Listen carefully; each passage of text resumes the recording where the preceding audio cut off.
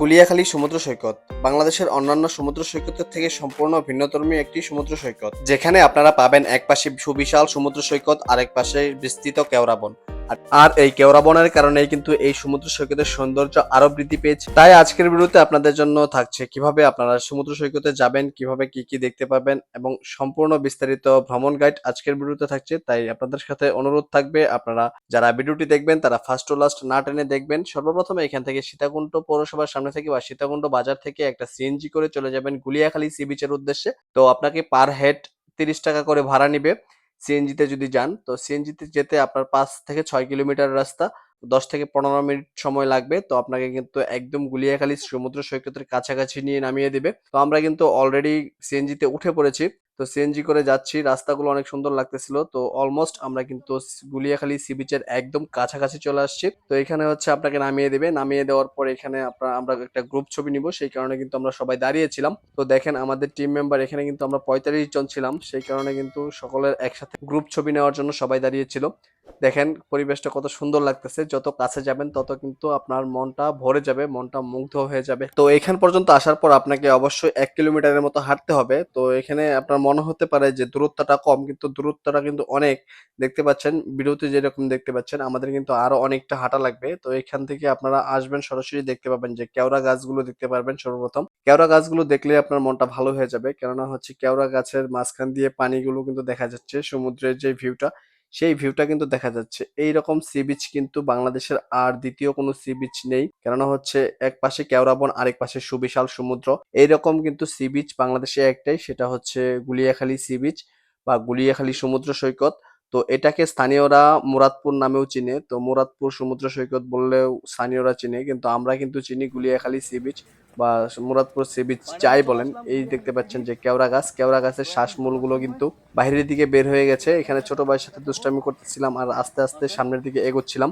তো এখানে দেখেন অনেক ধরনের দোকানপাট পেয়ে যাবেন। পর্যটকদের কথা চিন্তা করে বিভিন্ন কোমল পানীয়, বিভিন্ন ধরনের খাবার, চিপস, ফাস্টফুড আইটেম কিন্তু অনেক কিছুই পেয়ে যাবেন। এখানে দেখেন আমাদের গ্রুপ মেম্বাররা কিন্তু আস্তে আস্তে আসতেছিল। তো আমরা এখানে সময় সুযোগ পেয়ে কিন্তু এখানে দোলনা নিয়ে ব্যস্ত হয়ে গিয়েছিলাম, দোলনায় খেলতেছিলাম। আমি বলতেছিলাম যে ভাই আমি একটু দোলনায় দোল খেয়ে নেই। তো দেখেন এখানে গর্ত গুলো কিন্তু গুলিয়াখালী সি বিচের সৌন্দর্যটাকে আরো বৃদ্ধি করে দিয়েছে। যখন জোয়ার থাকে তখন কিন্তু এই গর্তগুলোর ভিতর দিয়ে বা এই নালাগুলোর ভিতর দিয়ে কিন্তু পানি টইটুম্বুর থাকে, বা পানির জোয়ারের পানি আসলে কিন্তু এখানে কিন্তু পানি টইটুম্বুর হয়ে যায়। তো এখানে দেখেন শৈশবে ফিরে গেলাম। এখানে দোলনা পেয়ে কিন্তু দোলনা খেলা শুরু করে দিয়েছিলাম। তো এই পাশের ভিউটা আপনাদেরকে যদি একটু দেখাই, দেখেন কত সুন্দর লাগতেছিল।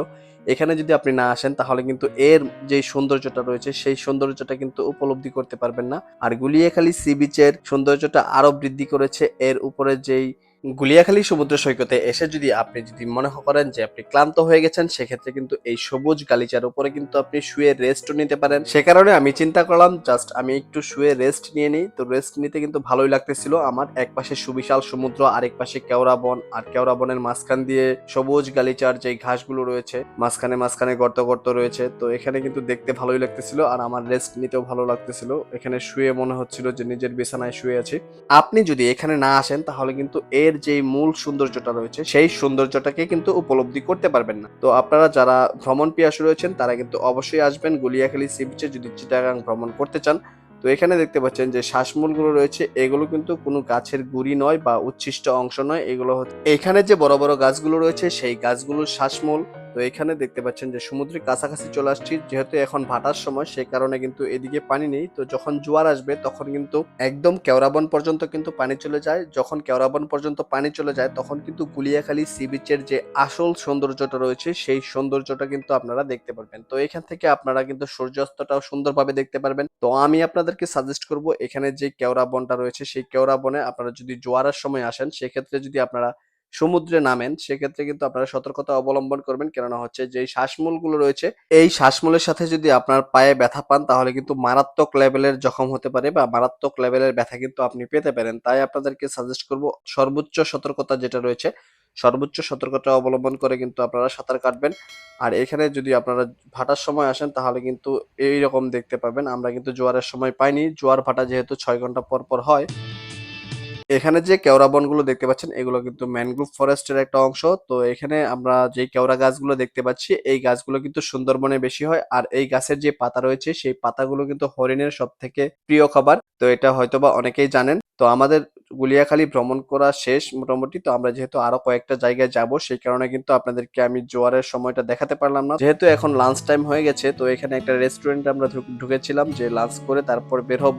তো এখানকার রেস্টুরেন্টের খাবারের মান অনেক খারাপ। দাম যেমন তেমনই হোক কিন্তু খাবারের মানগুলো ততটা ভালো না। তাই আপনাদেরকে সাজেস্ট করব যদি এখানে যদি আপনার খেতেই হয় তাহলে খাবেন, আর যদি না খেতে হয় তাহলে শহরের দিকে গিয়ে কোনো রেস্টুরেন্টে খাবেন। এখানে আমরা খাওয়ার পর কিন্তু বুঝতে পেরেছি যে খাবারের মান কিরকম।